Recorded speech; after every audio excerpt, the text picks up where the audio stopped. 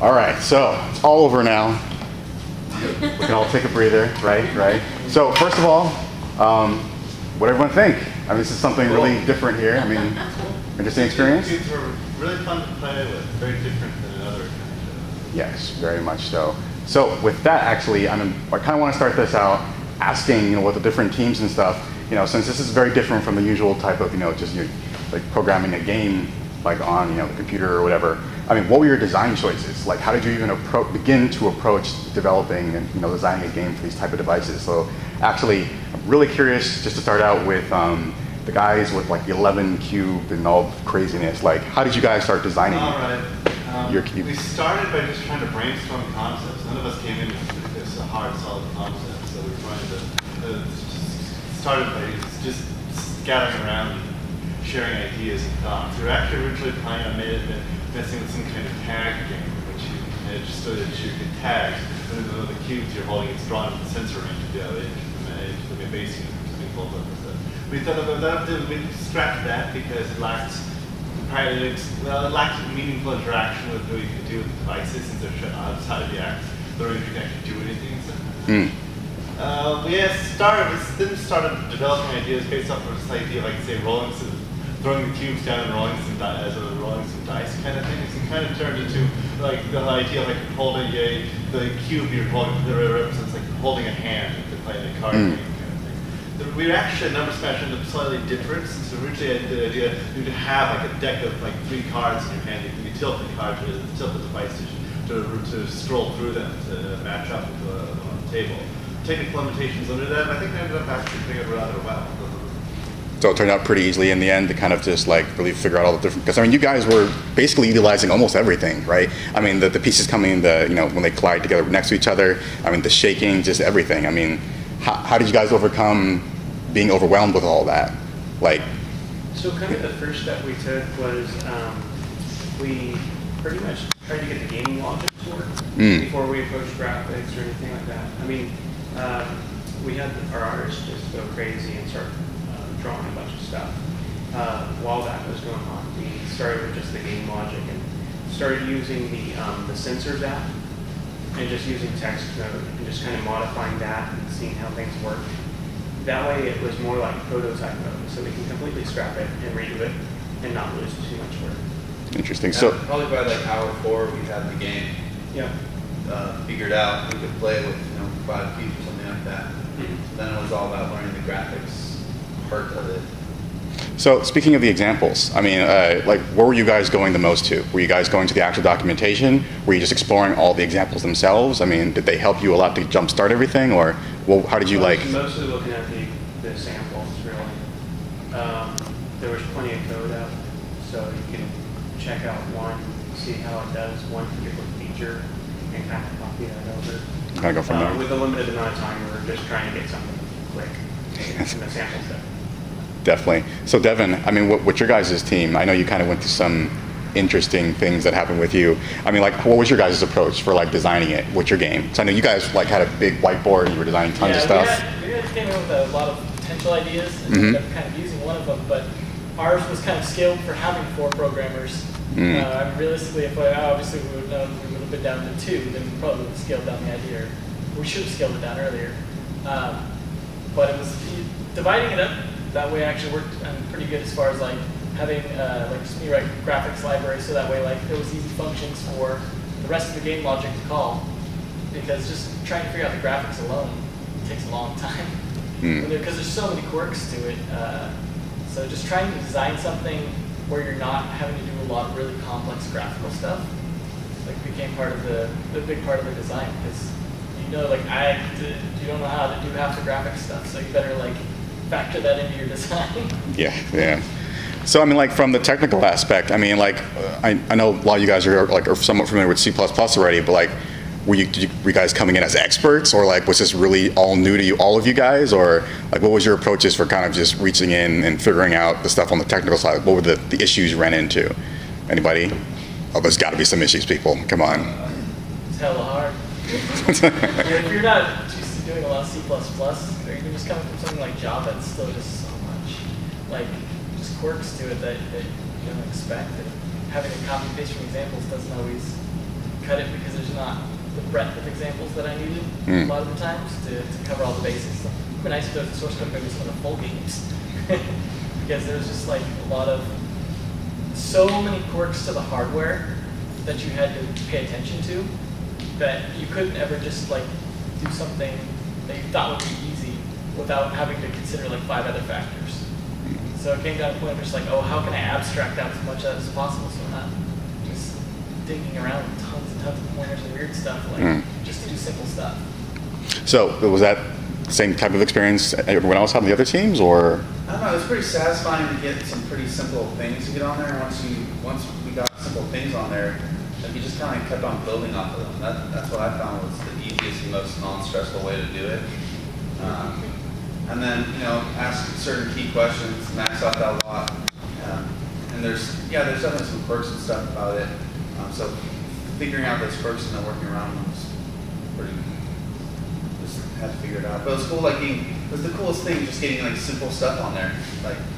And then you just got more complicated with it, which was fun. One of the hard things, the hardware seems to have very specific limitations on what it wants in terms of graphics and audio in particular and stuff like that. Kind of needs to convert stuff and process stuff that gets that works for the system. Cool. So about the guys who made the text adventure, I mean, anything particular to add from your guys' experience with using them? We kind of undershot what we thought we could achieve technically.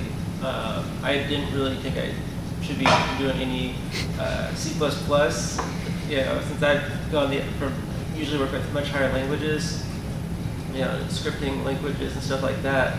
And so I just kind of aimed for, okay, there's an example for putting text on the screen. There's an example for, detecting whether or not a cube is next to another cube. So I can, progress through it and I can display the text. I was pretty much guaranteed those 2 things.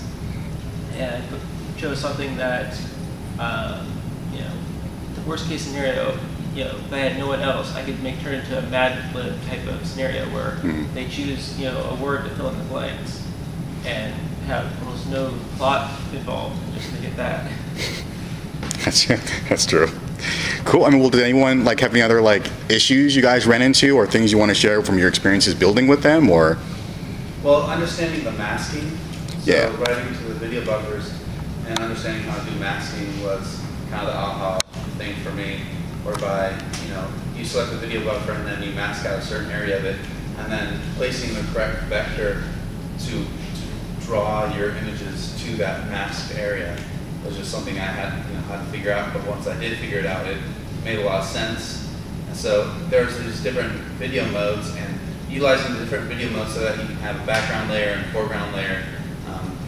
That's about as far as we got, but it worked well and it looked nice. And so I think the next thing that we wanted to do was learn about panning and animation and maybe using the sprite layers or some of the lower level frame buffer modes so that you can do even more visual tricks.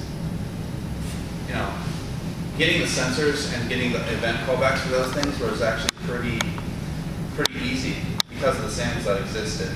So once you had those, you knew how to interact with the object, and I think that's maybe what drove our game design the most, was utilizing as many of the sensor capabilities of the device for our game design. Very nice. Anything else? Anyone? I think, like I said, the sensors is pretty straightforward, which is nice.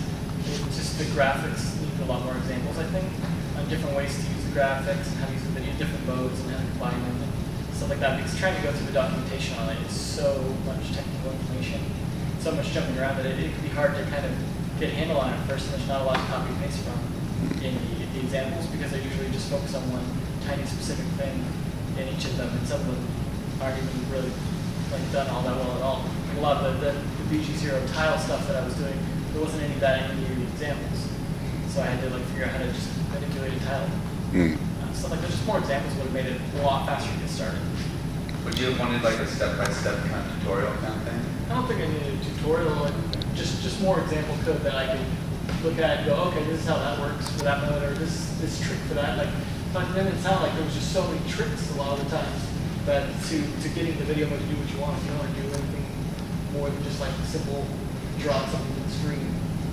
I didn't even see good stuff on oh, how will I do an animation? I mean, there might have been an example code in there, but it just wasn't easy to find. There's no documentation on the examples. There's just the files themselves. So it makes it a little bit hard to And just just find the rest of that, the documentation doesn't have any sample code either. Yeah. So it made that hard to figure out what the exact syntax of where you could actually use it. Down a couple I don't know, there was a lot of examples. I mean, like if you just studied the star example, that had plenty of animation stuff in it. Just had, if you had worked at possibly just trying to replicate that example, like maybe you would have gleaned some of that, how they do animations or move bits around for that kind of stuff. I mean, I think that especially, I don't know, there's a whole bunch of examples I think that you just had to dig through. There were some hard concepts for sure to grasp on some of it. But yeah, maybe a step-by-step tutorial in the documentation would be helpful. Well, perhaps it sounds like maybe just the presentation needs to be improved. Like for instance, like if you go to the website for the Flixel library, they break down. It's like they break it down like, say, this is how you use the camera, this is how you use the tile maps, this is how you use collision, this is how you use particles. They really give you core examples to ideas that you typically would implement if you're building a game. So it seems like, yeah, I was looking through all like my base project, sample project was the stars as well. That then really helped me. And I was just digging around other projects as well, and I was able to get started. But yeah, like kind of what Devin was saying, yeah, it would be nice if the examples they gave weren't really more just like random examples, but more examples catering directly to, this is how I do this really specific thing. But yeah. But I mean, it's just presentation, I guess, could be one thing. So I mean, rather than joining it all together as a game, you mean an example that only is one feature and only one feature. Yeah. Like isolating the samples to be focused on. Like in the Flixel example, if you had sample that this is only about collision, this is only about, rather than this is a game that includes some of this and some of that, and this is a... Exactly. So like he was saying, yeah, examples, they do show all that stuff. It's just you have to kind of dig around and look around for it. That's all. Unity documentation where for almost every single command, they have a little sample right there to basically if you throw this code in, it'll allow you to use this function with just that, so you can know what is required to be able to use that feature.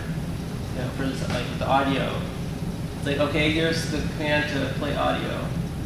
Okay, how do I get audio into the game? I just had to hunt and peck around until I found files elsewhere in the directories that looked like they might they had a reference to a file path. And things like that, where it'd be nice if you had just super tiny project where all it does is load an image or a sound asset, so you can see how that's done. Or kind of like how the ActionScript documentation does that. When you want to learn how to do something particular, they'll usually give you an example right underneath the code. I think Unity does their documentation like that too. I can't remember exactly, but I mean. Besides that stuff, I mean, what the actual devices themselves, I mean, they're very capable. They do a lot of really cool stuff. I mean, like, what were the things, I'm really curious, that you guys actually enjoyed doing the most of them? I know you guys implemented a lot of everything in it, but was there anything particular that you really enjoyed tinkering with and, playing with? Oh, yes. I think the sensors are... The sensors? Yeah. Yeah, I mean, we didn't use the accelerometer that much other than the shake effect. Mm-hmm.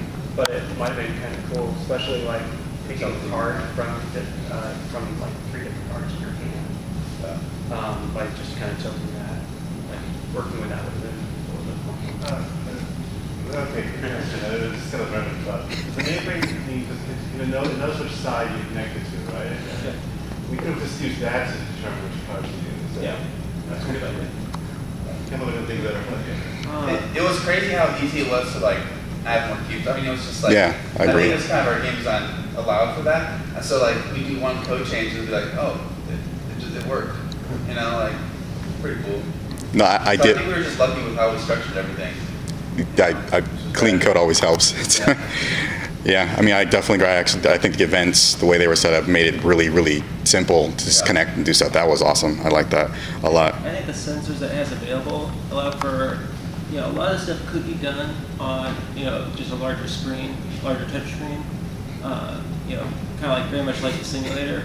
But where I think the Bullsheye sounded like, where you had a tiny, flight type simulator game, where each cube is a separate, person playing that flight game. Oh, that'd be cool. And use accelerometers to determine orientation, because you always get a reading for gravity. And so they just have to turn that around to control direction. You know, maybe they touch the fire or whatever.